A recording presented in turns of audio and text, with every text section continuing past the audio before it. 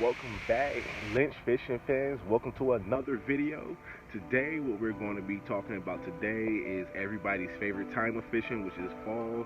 It's finally starting to settle in. The temperatures are finally starting to come down. The water is starting to cool off a lot more. So we're going to talk about everybody's favorite kind of lure to throw during the fall season, which is crankbait. Shad patterns, fall season, shad patterns, shad cranks. That's what they're feeding on. As the shad begin to migrate to more shallow waters, them big hungry bass are going to start following them. So that's why we're going to be throwing the crankbait today. I'm going to show you how to tie this on with the simplest knot that all anglers should know. And so hopefully we can catch some bass and give you some more tips. So stay tuned. Okay, so as I was saying, what I have here is Carl's Amazing Baits, the Golden Boy. This is a Squarebill Crankbait. So as you can see, that square bill, it is usually a diving crankbait around 2 to 5 feet, depending on the gear that you're using. So right now I can tell you the gear that I'm using is a 7-foot medium heavy action rod with 15-pound fluorocarbon. We want to use fluorocarbon line because that helps it sink and dive down. Now, of course, the diameter of the line helps play a factor in the role of it diving. So the major recommendation for line, did I say recommended? Is that a real word? It's going to be a real word today, but the recommended line would be 12 pounds because it has a thinner diameter, so you can get down there and deep at the maximum depth of these lures. Now they all range from different depths as well.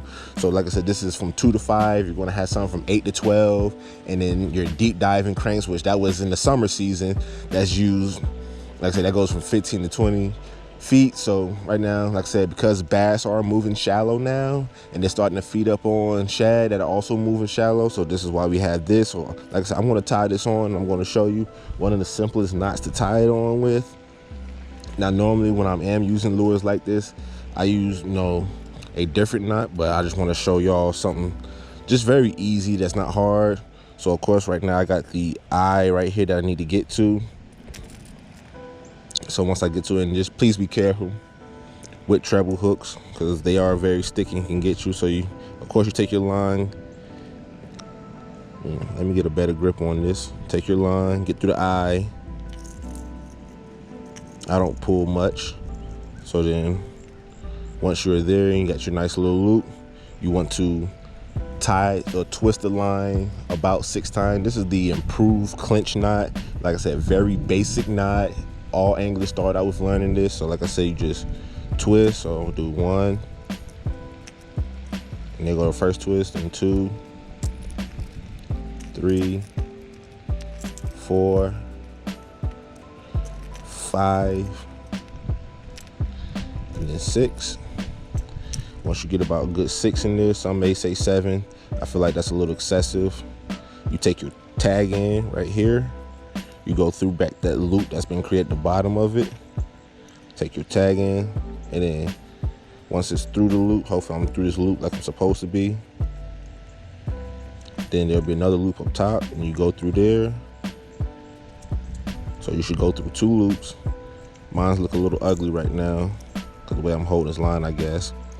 Of course, as always with all knots, especially with fluorocarbon, you want to wet the line.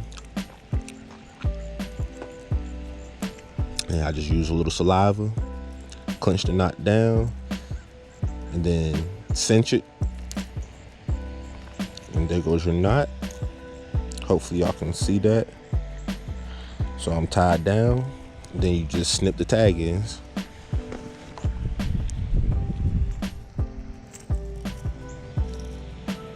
It's the way I'm holding the line. Let me stop playing around. And there we go.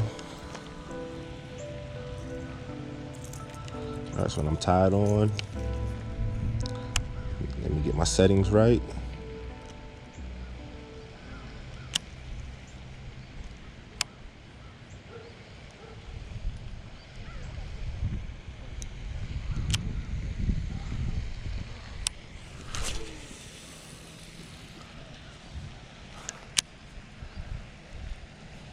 The great part about the crankbait is when it dives, you're going to feel that thumping action or that wobbling that it gives off as it dives.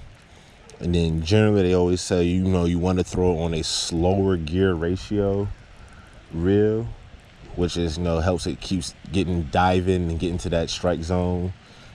Me right now, I got this on a 7.0 ratio, which is on the faster end, but you can always slow down a faster gear ratio reel.